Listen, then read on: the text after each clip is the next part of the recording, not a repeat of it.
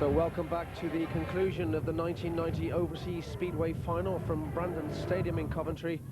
Just to recap, 9 riders only going through to the next stage of the World Championship Trail, and here's 4 who desperately need points from this outing.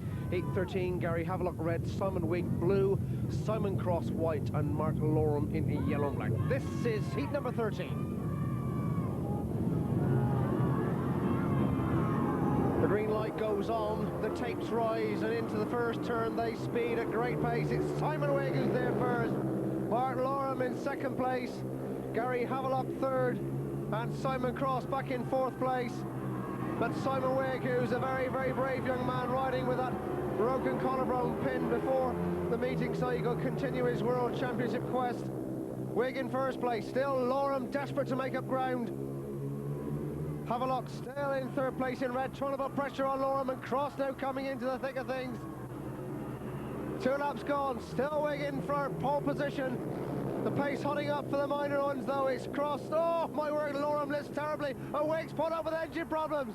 Wigg's pulled up, and that's left Simon Wigg is pulled up. Simon Cross come through to second place over Mark Loram, and Gary Havelock, through all the mayhem, is hit the front, down the back straight for the final time in an eventful heat 13. Round the final 2 turns, it's Gary Havelock in the red hammock. Colour takes the checker flag. In second place, working his way from the back, is Simon Cross. In third place is Mark Loram. But Gary Havelock psyching himself up, knowing those 3 points puts him back in contention as he gains the 3 points from heat 13. Let's take another look at this event for heat number 13. At this moment in time, Simon Wigg was in problems with engine prop. There you see the green wheel as he's beginning to slow up. Through comes Simon Cross, Gary Havelock and Mark Loram. And it's eventually Gary Havelock who takes the 3 points. Well, there we see a sad and dejected Simon Wigg, who surely now has seen his quest for another world final disappear with that engine failure in heat number 13. Wigg, a tremendously brave character trying to ride with a broken collarbone, is now out of the World Championship Trail. So heat number 14, Rick Miller red, Troy Butler blue, Sean Moran white, and Todd Wiltshire unbeaten on 9 points in yellow and black. As we wait for the tapes to rise, and away they go from the start. Who's the first to show? It's Sean Moran who gets there first. Sean Moran in pole position. Todd Wiltshire driving around the outside of Troy Butler. Butler in third, and Rick Miller back in fourth place. Now can Todd Wiltshire, so far who hasn't dropped a point, put pressure on Sean Moran? He's not that far behind. The man wearing the old PD leathers and an engine tuned by good old Peter Johns there on the outskirts of London. But he's being pegged back by Sean Moran at the moment in the white helmet colour. Still Todd Wiltshire second, and Troy Butler third, and Rick Miller out of contention in fourth place. But all eyes are on these first 2. Sean Moran, who's now on Brother Kelly's machine for the second half of tonight's meeting.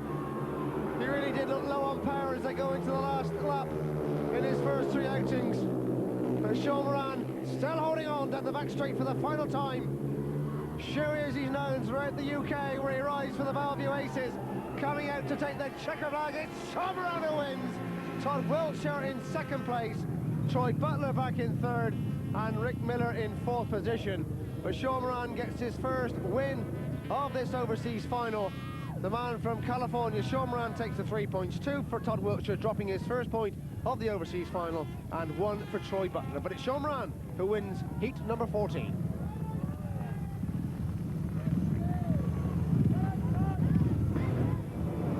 So heat number 15, Lee Adams red, Richard Knight blue, Ronnie Corrie in white, and Calvin Tatum yellow and black. And certainly Ronnie Corrie has been very, very progressive indeed in this overseas final. One who we thought perhaps may struggle slightly, but he's proved us all wrong. In the white helmet colour, Ronnie Corrie settled into gate number 3. On the outside, Calvin Tatum is the man who desperately needs to get amongst the points, and Lee Adams and Richard Knight are the ones who's going to try and get something out of this particular heat. Lee Adams, a little bit disappointing, but he's got a lot to learn. Still 19 years of age, riding of course for Swindon in the British League, after stepping up from National League champions Paul during the winter months, and no doubt will gain much experience from this overseas final of 1990. Starting marshal now walks away, the green light goes on, Let's see what it is, who tries from the tapes and gets to the first bend. It's Ronnie Corrie and the rider in blue, Richard Knight. Knight, just it is. Calvin Tatum sandwiched between the back, but it's Richard Knight. Ronnie Corrie trying to drive around the outside of Richard Knight. Has he got the pace? Knight holding off, and now look at Corrie go! Corrie drives around the outside, 1 lap gone. It's Ronnie Corrie now, Calvin Tatum coming up to put pressure on Richard Knight. Tatum through as well to second place. So, at the moment it's Ronnie Corrie. Calvin Tatum now coming up to put pressure on Ronnie Corrie. Richard Knight still in third place and Lee Adams in fourth. And now look at Tatum driving up the inside of Ronnie Corrie. Has he got the pace? Tatum comes through. Tatum is through the first place with particular ease.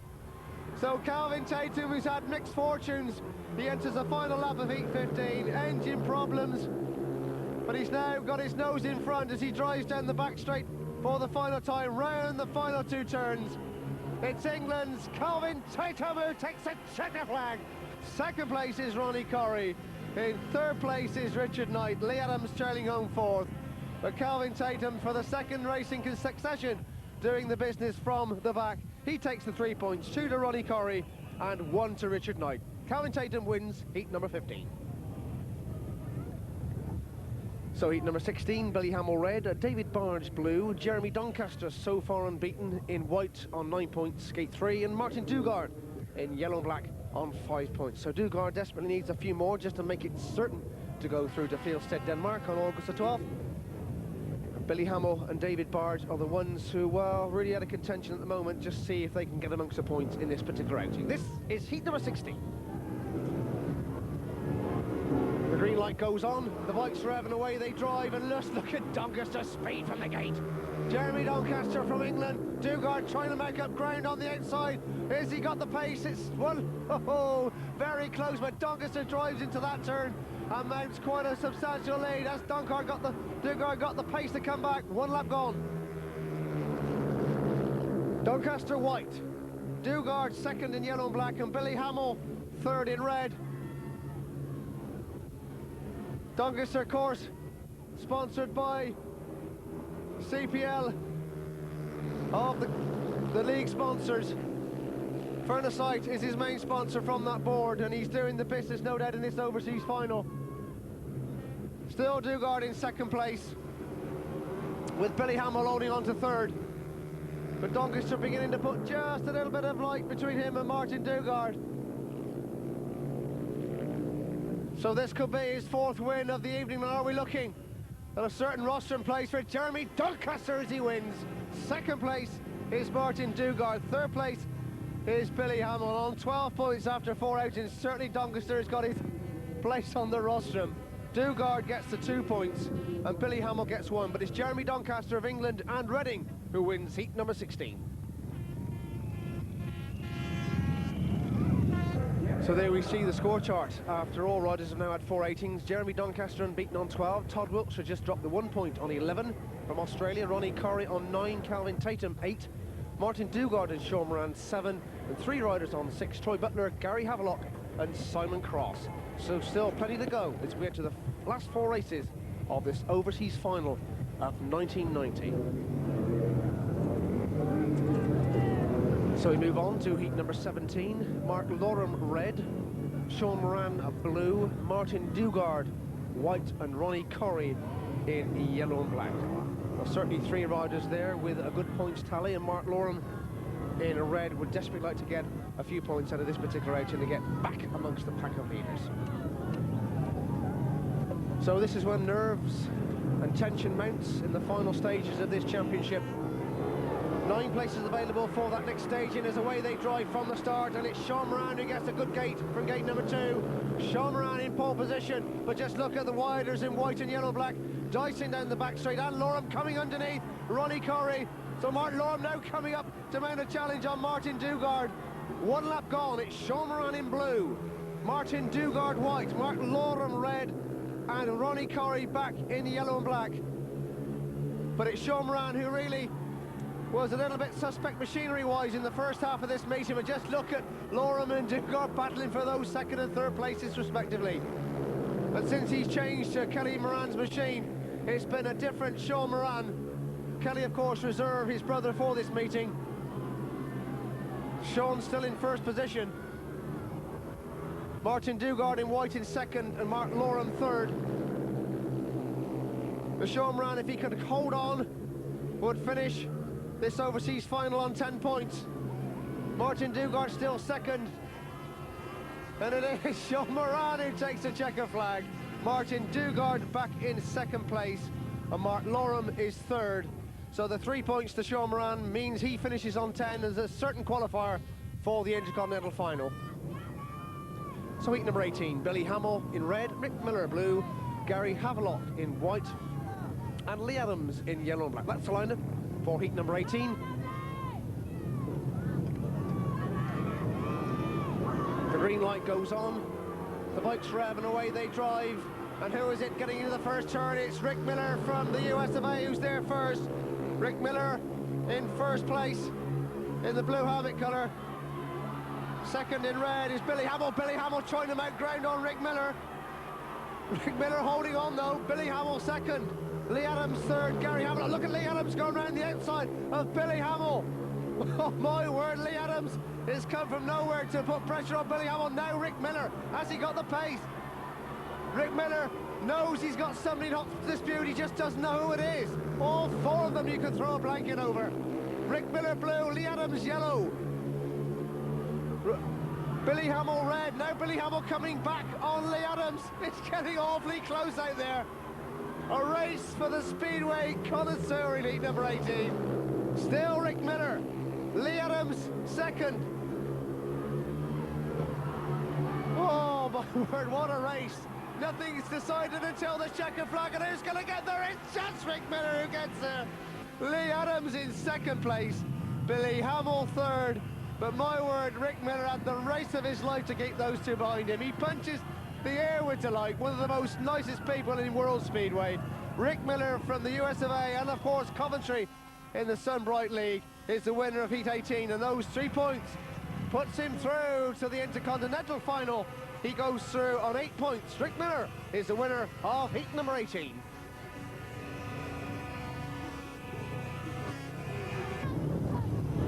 So the penultimate heat of this overseas final, Richard Knight red, Simon Wigg blue, Troy Butler white, and David Barge in yellow and black. And the points for the minor places are getting very desperate now.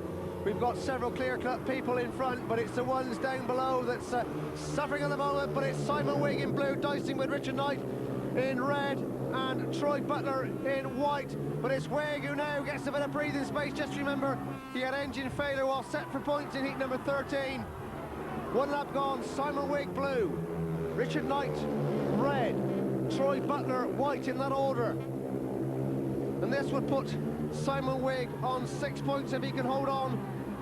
Just recalling, he's a very brave young man, riding with a pinned, broken collarbone, which he broke some 10 days ago. Desperate bid to try and get through as Richard Knight makes pressure on him. You can't afford to rest at a standard of field like this. Oh my word, Richard Knight gets awfully close. Clips the back wheel of Simon Wigg as they enter the final lap of heat 19. Still Wigg with his nose in front. Richard Knight in red, Troy Butler in white in third place, throwing the final 2 turns. And it's going to be a win, is it? Yes, Simon Wigg wins. Richard Knight is in second place. Troy Butler back in third. And Simon Wigg with those 3 points has now got to wait to see what happens to Simon Cross in heat number 20 to see if he goes through. So it's the wrong rider in caption, but it's Simon Wigg who wins heat number 19.